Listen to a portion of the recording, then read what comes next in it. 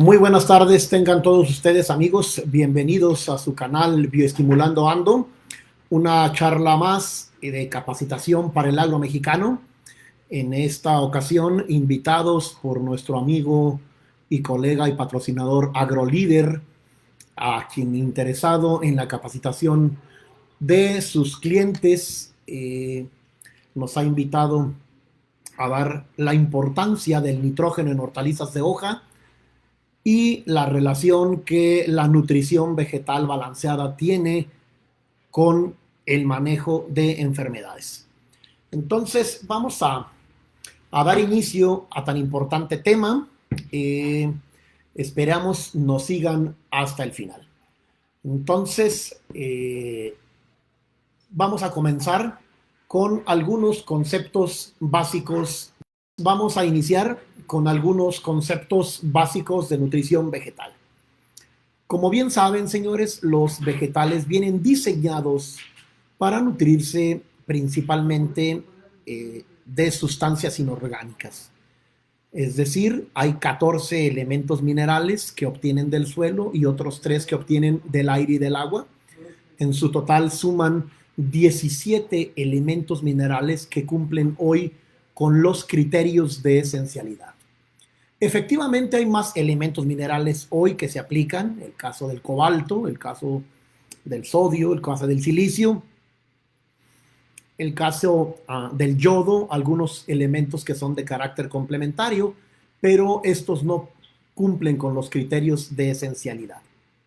Por lo tanto, desde carbón hasta níquel son 17 los elementos minerales requeridos en la nutrición vegetal. Estos entran en una serie de procesos bioquímicos y las plantas en su proceso fotosintético son especialistas en transformar nutrientes de carácter inorgánico o mineral en sustancias orgánicas llamadas fotosintatos. Azúcares, aminoácidos, péptidos, proteínas, vitaminas, polisacáridos, ácidos orgánicos, etcétera, producen y los producen en las hojas y los mandan hacia las zonas de demanda, que en el caso de este día son hortalizas de hoja, pero en el caso de cultivos que generan fruta, pues la fruta es una zona de alta demanda de fotosintatos. Señores, el día de hoy en los modernos sistemas de nutrición, les comento que los conceptos han cambiado. Hoy no solamente se habla de pura química cuando intentamos nutrir a una planta. El concepto de nutrición de alto rendimiento involucra el aporte de esos 17 elementos minerales y ese solamente constituye un 33% de lo que es la fertilidad de un suelo. Es decir, la capacidad de un suelo para generar o producir cosechas abundantes y de calidad. El otro 33% lo es la física del suelo, la manera en la que el suelo recibe el agua, cómo la transmite, cómo la almacena y luego cómo se la regresa a la planta. Propiedades como pH, conductividad, velocidad de infiltración, velocidad de difusión de oxígeno, color, textura, estructura, son propiedades de la física del suelo. Y por último, y una de las más modernas y más apasionantes, es la fertilidad microbiológica, la microbiota, la parte viva del suelo. Miles de millones de microorganismos en el entorno del área de influencia radical, viviendo e interaccionando con la planta. En un programa de nutrición de alto rendimiento se debe de saber integrar y compatibilizar la física, la química y la microbiología. Entonces, la primer muralla, el primer sistema de defensa de una planta ante las enfermedades es la nutrición. La nutrición vegetal de alto rendimiento es una herramienta básica, señores, de prevención, ojo, no de control, de prevención de enfermedades y ataques de fitopatógenos. Una planta bien alimentada tiene muchas más posibilidades de generar procesos de inducción de resistencia más altos y más poderosos que una planta que una planta débil o una planta con un desbalance nutrimental. Recuerden que en fisiopatología hay conceptos de comunicación planta-patógeno, en donde los patógenos tienen la capacidad de identificar ciertas sustancias para la identificación de momentos de debilidad. Y esas sustancias que las plantas exudan por las hojas o las raíces sirven de señalización para que se inicie el proceso de infección con un hongo, con una bacteria o con otro tipo de patógeno. Una manera de no señalizar patógenos es mantener un alto nivel de resistencia y sanidad. Y esto comienza, señores, dentro de otras cosas, no es la única, dentro de otras cosas, una adecuada nutrición vegetal constituye la primera muralla, la primera barrera, el primer frente de ataque para el mantenimiento de una planta sana. Bien, hoy, ¿qué es la fertirrigación? ¿Qué es la nutrición vegetal? ¿Qué conceptos nuevos hay? Hoy se entiende por fertirrigación la aplicación de sustancias nutritivas, esos iones minerales que les comento, pero hoy también se aplican mejoradores, húmicos, fúlbicos, aminoácidos, vitaminas, hormonas, bioactivadores, ácidos. Hay gran cantidad de sustancias que adicionalmente a los minerales hoy componen los modernos sistemas de fertirrigación.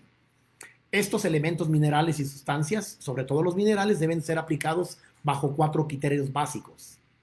Hay que saber aplicarlos en la cantidad, la época, la proporción y la forma química en que las plantas lo requieren. Estos basados en una etapa fenológica acorde a un ritmo de crecimiento y acumulación de materia seca, a tal manera, señores, que se logren altos rendimientos y con calidad. Pero que adicionalmente el llevar a cabo un programa de nutrición en un suelo no agote la fertilidad. Ya no se vale obtener una buena cosecha a consta de enfermar o de empobrecer el suelo. Recuerden esto, este concepto es interesantísimo. Un buen programa de nutrición vegetal debe de garantizar en permanencia la fertilidad física, química y microbiológica de un suelo. Agotar con cualquiera de estas 3 fertilidades a consta de obtener una cosecha y calidad no es válido hoy en día. Por lo tanto, jamás un programa de fertirrigación de calidad hecho por una persona conocedora enfermará el suelo, llenará de patógenos, compactará o degradará cualquier característica física, química o microbiológica. Entonces, no solo fertilizamos, no solo nutrimos para obtener una cosecha, también nutrimos para conservar nuestro patrimonio más sagrado, que es el suelo. Bien. Continuamos. Cada elemento mineral tiene una época de máxima aplicación y demanda. Un ejemplo, en hortalizas que no son de hoja, el nitrógeno normalmente se aplica fuerte en la etapa de crecimiento. De hecho, en hortalizas de hoja, la mayor parte del tiempo el nitrógeno lleva una acción preponderante, siempre y cuando se encuentre en balance con todos los demás elementos minerales. En otras hortalizas que llegan a floración y cuajado, normalmente el nivel de nitrógeno se disminuye a la llegada a floración y después se mantiene a un nivel intermedio. Esa es una dinámica, digamos, general. Habrá que hacer análisis de casos específicos, pero si hablamos de generalidades, eso es. Otra manera, el fósforo normalmente se inicia con un ritmo de aplicación alto, a un nivel intermedio en las etapas de floración y un nivel de mantenimiento. Potasio, calcio y magnesio inician con bajos niveles en crecimiento, niveles intermedios de aplicación en floración y la máxima demanda de estos comienza en la etapa de fructificación. Aquí tienen un pequeño cuadro que nos muestra las etapas de máxima demanda por elemento mineral. En el siguiente hay un cuadro de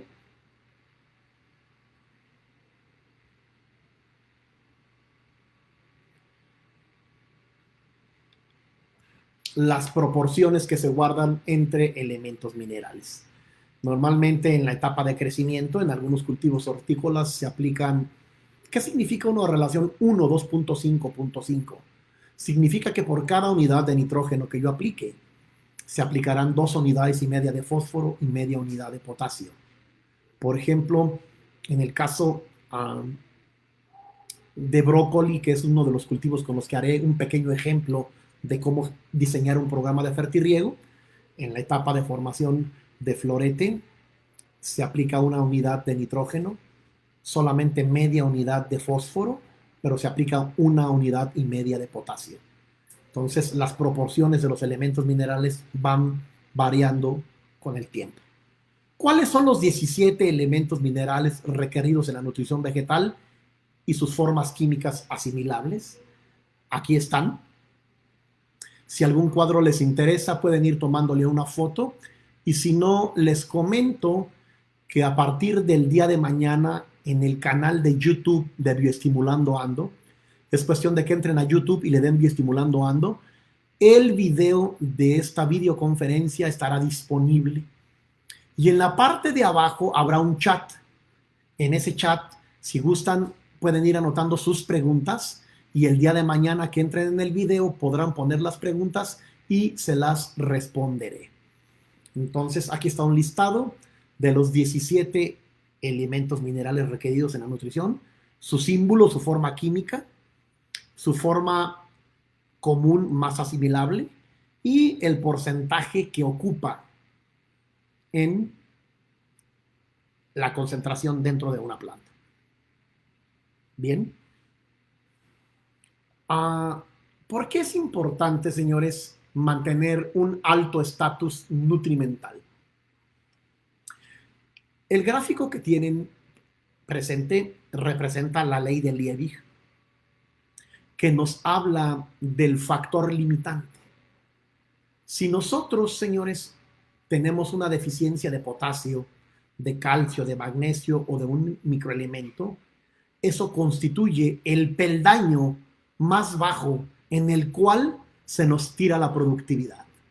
¿Por qué se nos tira la productividad? Porque una deficiencia de cualquiera de estos elementos minerales genera una mayor susceptibilidad al ataque de patógenos y adicionalmente limita la bioquímica y la formación de ciertos compuestos o el llevarse a cabo ciertos procesos bioquímicos. El elevar el factor limitante implica elevar, tal como se aprecia en el gráfico, el nivel de productividad. Por lo tanto, es compromiso, es obligación, es parte del manejo del agrónomo, del técnico y del asesor el encargarse en la ley de Liebig de la identificación de los factores limitantes. Hay una serie de relaciones que por cuestiones de tiempo no tengo tiempo de ver. Relaciones agua, suelo, planta, atmósfera. Normalmente a veces tengo tiempo de ver pH y capacidad de intercambio catiónico o conductividad eléctrica. En esta ocasión, dado que no es un curso completo referente a nutrición, solo menciono que en la nutrición vegetal deben de manejarse estas relaciones. Tú le mueves a algo y todo se mueve. Todo está correlacionado. Un ejemplo, se incrementa la temperatura. Si se incrementa la temperatura, se incrementa la transpiración. Si se incrementa la transpiración, se incrementa el flujo de agua y nutrientes. A mayor cantidad de moléculas de agua que salgan en forma de gas por las hojas, mayor cantidad de moléculas de CO2 que entran en el proceso fotosintético. Mayor cantidad de CO2, mayor cantidad de fotosíntesis, mayor cantidad de fotosíntesis, mayor cantidad de fotosintatos. Mayor cantidad de fotosintatos, mayor rendimiento y calidad. Así se manejan las relaciones agua, suelo, planta, atmósfera. Tú le mueves a una variable y eso genera una gran cantidad de reacciones en todas las variables que están interrelacionadas. Entonces, con ese pequeño ejemplo les muestro que el técnico debe de enseñarse a correlacionar la respuesta de una planta a un programa de nutrición en base al suelo y al clima y a la genética y al manejo que se le esté dando.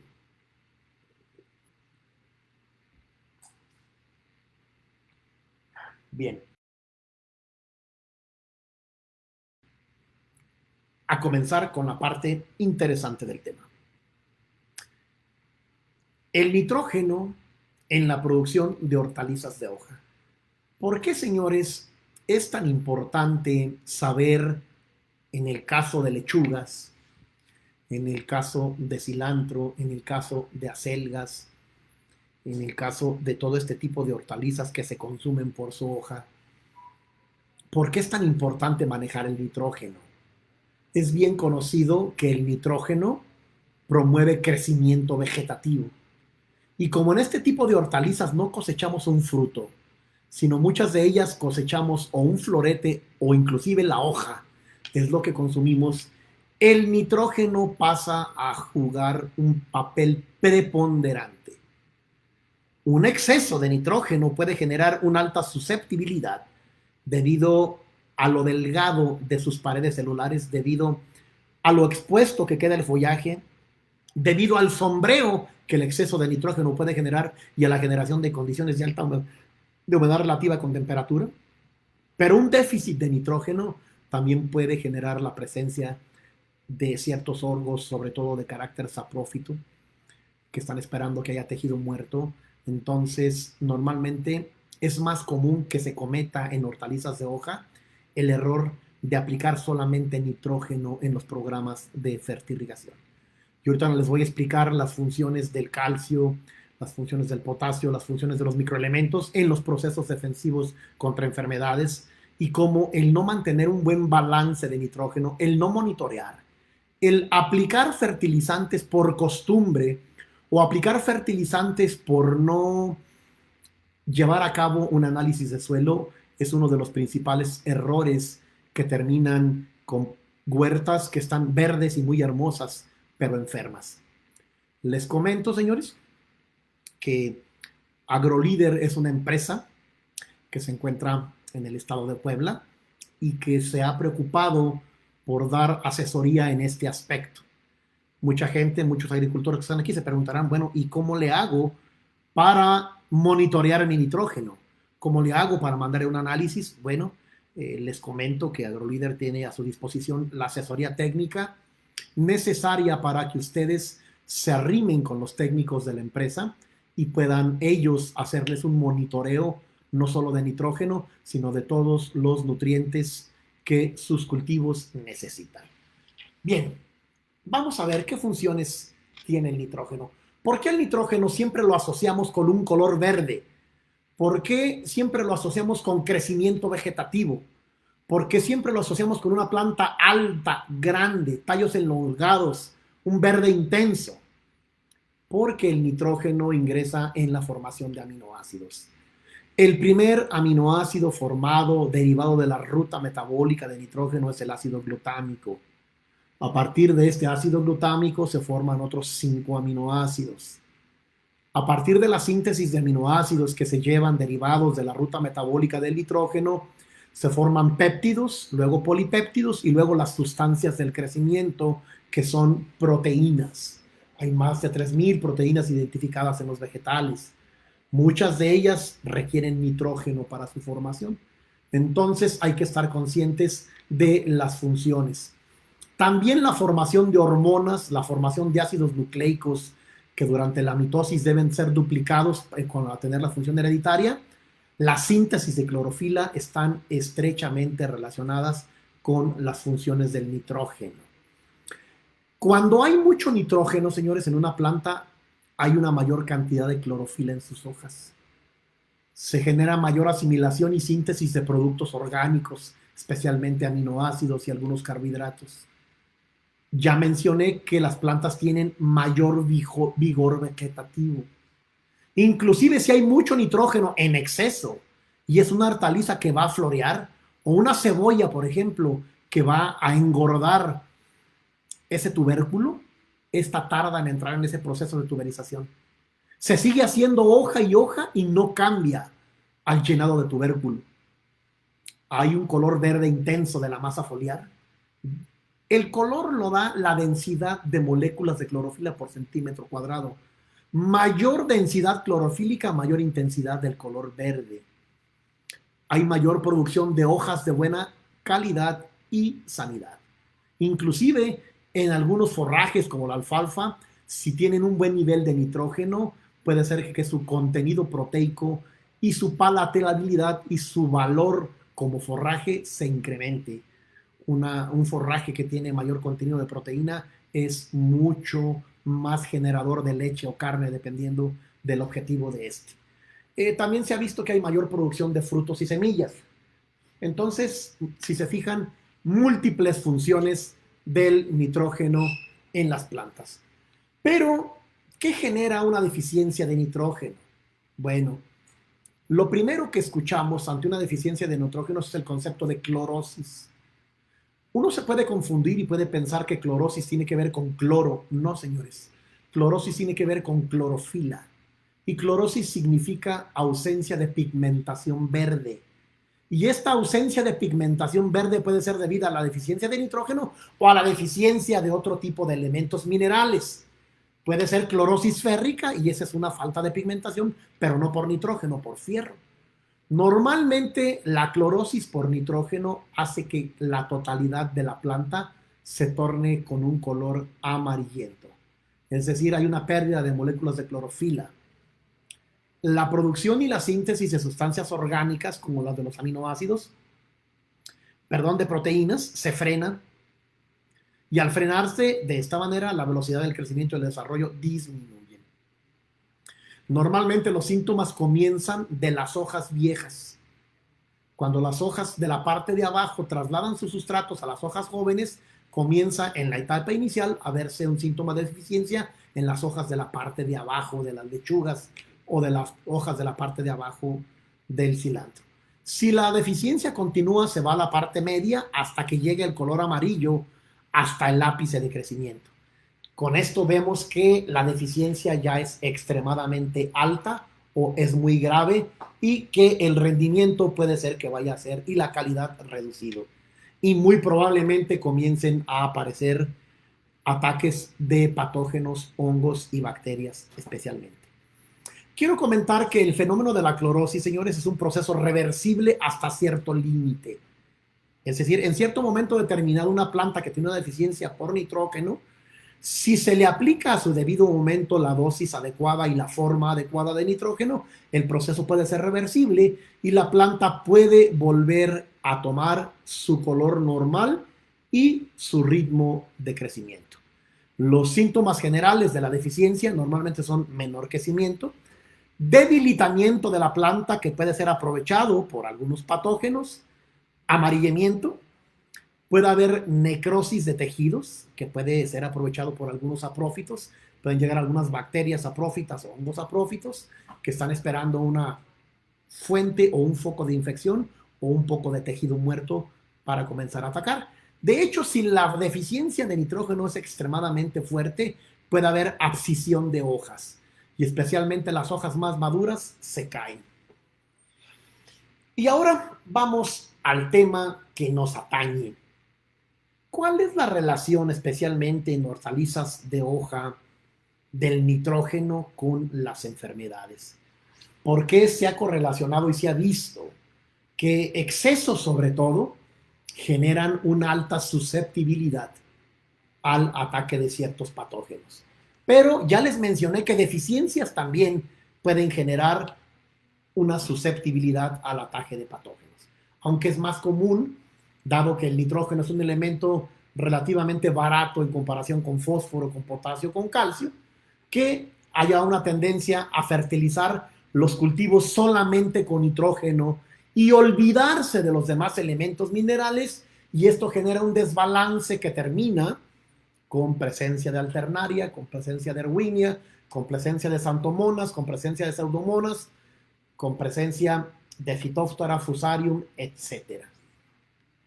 Bien, aquí vemos un caso en donde, según este Ostor Marchers, hay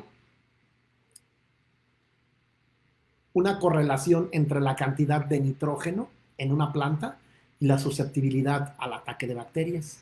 En este caso, conforme la concentración de la sustración nutritiva se incrementa, la bacteriosis disminuye.